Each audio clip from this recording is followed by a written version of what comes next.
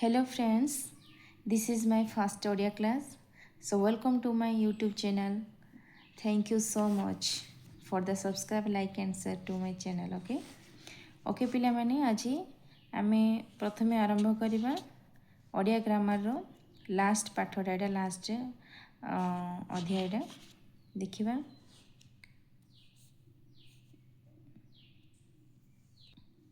ଏ ଭିଡ଼ିଓରେ ମୁଁ ବର୍ଣ୍ଣନା କରିବାକୁ ଚାହୁଁଛି କି ଯେଉଁ ଆମର ଯେତିକି ଇମ୍ପୋର୍ଟାନ୍ସ एग्जाम मानक प्रीवियस क्वेश्चन पढ़ी से गुड़ाक मु बाछी गोटे गोटे करी जोटा इम्पोर्टाट से मुझे लिखी जदि मन रोनी नोट्स करदेव है। ओके पिला माने जीवा एबे आरंभ करवा। सारला दास आदिकवि सारला दास कौन कौन लिखिं देखु चंडीपुराण, लक्ष्मीनारायण बचनिका, महाभारत, बिलंका रामायण। ठीक अच्छे ये चार्टा इम्पोर्टाट लगुच मन रख। नेक्स्ट जीवा जगन्नाथ दास अति बड़ी जगन्नाथ दास यहाँ मो ट्रिक अनुसार ए बी डी गज त बोली मु लिखि सारी कहीं ए रे अर्थ कहली मन रखा, बी रे भागवत, डी रे दारुब्रह्म, जी मैंने गज लिखी गजस्तुति। ठीक अच्छे तो टीए तो माने तुला एमती तुला वीणा ओके एमती मन रख। नेक्स्ट रहा आमर भीम बही। भीम बही कौन कौन लिखिं ए भीम बही बहुत बहुत इम्पोर्टाट यहाँ स्तुति चिंतामणि बहुत एग्जाम पढ़ी माने आसी सारी यहाँ हूँ गोटे प्रीवियसटा है। ठीक अच्छे स्तुति चिंतामणि, ब्रह्म निरूपमा गीता, निरभेद शोध। ठीक अच्छे एबे आसिला उपेन्द्र भंज है। उपेन्द्र भंज होउचंदी आमर तांकर दीटा टाइटल अच्छी बीरबर, नेक्स्ट सेकेंड है आमर कवि सम्राट उपेन्द्र भंज। ठीक अच्छे टाइटल पे मन रखी दियो। से फास्ट प्रथमे लिखी कौन रसपंचक हूँ इम्पोर्टाट। से प्रथमे कौन लिखी ना रसपंचकटा। तापर दि first dictionary Gita Abhidhan was written by Upendra Bhanja in Odia literature. से प्रथमे डिक्शनरी लिखी गीता अभिधान ओडिया रे। ठीक अच्छे नेक्स्ट है से तार बहुत बहुत इम्पोर्टाट एगुड़ाक उपेन्द्र भंजर सुभद्रा परियण है, कला कौतुक, वैदेश विलास, दमयंती विलास, सतीश विलास, पद्मावती परिणय, रसलीला, ब्रजलीला, लावण्यवती, प्रेम सुधानिधि, रसिका हरबली, चित्रकव्य बंदोदय, कोटि ब्रह्मांड सुंदरी। ठीक अच्छे ये इम्पोर्टाट पॉइंट गुड़ा इम्पोर्टाट पुस्तक लेखा। ठीक अच्छे एबे जीवा नेक्स्ट फकीरमोहन सेनापति। फकीरमोहन सेनापति को आम कौन बोली कहवा व्यासकवि होउचंती हमर फकीरमोहन सेनापति।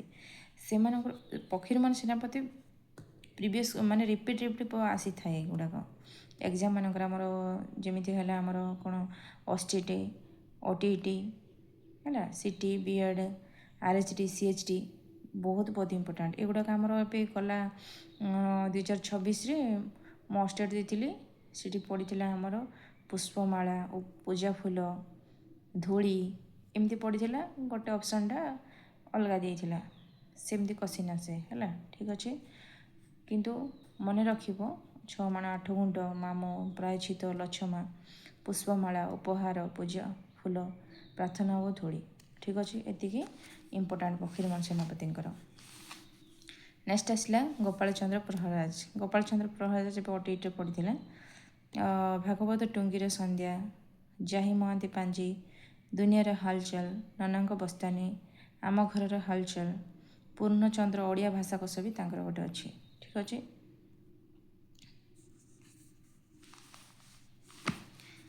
नेक्स्ट आसला गोपीनाथ महांती। गोपीनाथ महांती बहुत इम्पोर्टाट यहाँ भी भेरी भेरी इम्पोर्टाट ये गोटे गोटे मुझे जोटा राउंड बुली सीटा इम्पोर्टाट बोली जान। ठीक अच्छे घासर फूल, ପଡ଼ା କପାଳ, ନବବଧୂ, ଛାଇ ଆଲୁଅ, ରଣଧଉଳ, ଗୁପ୍ତଗଙ୍ଗା, ନା ମନେ ନାହିଁ, କିଛି କହିବାକୁ ଚାହେଁ, ଲୟ ବିଲୟ, ତନ୍ତିକାର, ମାଟି ମଟାଳ, ପାହାନ୍ତା, ଆକାଶ ସୁନ୍ଦରୀ, ଅନନ୍ଦନନ୍ଦ, ମନର ନିଆଁ ଓ ଚିଲପୁରୀ, ଦିଗ ଦିଉଡ଼ି, ବୁନ୍ଦାଏ ପାଣି, ଏଇଟା ଶରତ ବାବୁଙ୍କ ଗଳି, ରାହୁର ଛାୟା। ଠିକ୍ ଅଛି, ଏଗୁଡ଼ାକ ଆଉ ତା'ର କେଉଁ ମସିହାରେ ସେଇଟା ପବ୍ଲିଶ ହେଇଥିଲା ଦେଖିଦେବେ ଟିକେ। ନେକ୍ସଟ ହେଲା ଏପଟ ଲେଖିଛି ମନ ଗହିରୀ ଚାଷ। ଗହିର ଚାଷ ସେଇଟା ହେଉଛି ଗୋଟେ ଉପନ୍ୟାସ। ଠିକ୍ ଅଛି, 1940ରେ ଥିଲା, ହେଇଥିଲା ସେଇଟା। ଦାଦି ବୁଢ଼ା 1944, ପରଜା, ଅମୃତର ସନ୍ତାନ, ହରିଜନ, ଦାନା ପାଣି, ସପନ ମାଟି, ଦୁଇ ପତ୍ର। ଠିକ୍ ଅଛି, ଏଇଟା ହେଉଛି ଇମ୍ପୋର୍ଟାଣ୍ଟ, ଯେଉଁଟା ମୁଁ କଲ୍ ବୁଲେଇଛି। ଦାଦି ବୁଢ଼ା, ପରଜା, ଅମୃତର ସନ୍ତାନ। ଅମୃତର ସନ୍ତାନ ପାଇଁ ତାଙ୍କୁ କ'ଣ ମିଳିଥିଲା ନା କେନ୍ଦ୍ର ସାହିତ୍ୟ ଏକାଡେମୀ ତାଙ୍କେ 1955ରେ ପାଇଥିଲେ। ଠିକ୍ ଅଛି, ତାଙ୍କୁ ପୁରସ୍କାର ଦିଆଯାଇଥିଲା। ଏଇଟା ଏକ୍ଜାମ୍ରେ ପଡ଼ିବ, ଅମୃତର ସନ୍ତାନ ପାଇଁ ତାଙ୍କୁ କେଉଁ ପୁରସ୍କାର ମିଳିଥିଲା?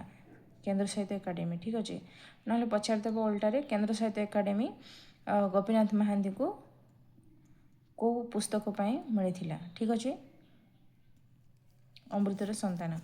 ସେମିତି ମାଟି ମଟାଳ, ଏଇଟା ହେଉଛି ତାଙ୍କୁ ଜ୍ଞାନପୀଠ ପୁରସ୍କାର ମିଳିଥିବ ମାଟି ମଟାଳ ପାଇଁ। ଠିକ୍ ଅଛି, ମନେ ରଖ ଏ ଦୁଇଟା ପାଇଁ, ମାଟି ମଟାଳ ଗୋଟେ, ଅମୃତର ସନ୍ତାନ, ବୋଥ୍ ଭେରି ଭେରି ଇମ୍ପୋର୍ଟାଣ୍ଟ। ଠିକ୍ ଅଛି, ଥ୍ୟାଙ୍କ ୟୁ ଫ୍ରେଣ୍ଡସ୍।